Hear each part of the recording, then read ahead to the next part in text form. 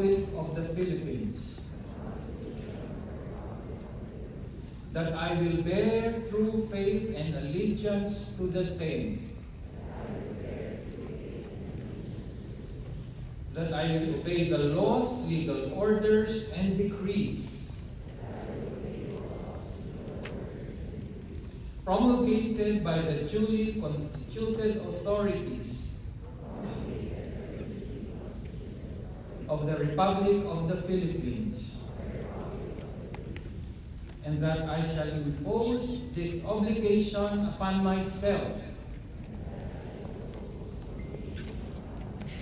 voluntarily, without mental reservation or purpose of evasion.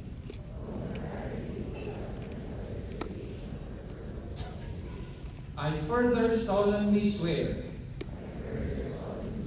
that at all times and places, I will adhere closely to the ethical and professional rules generally accepted by the accredited medical organization in the Philippines,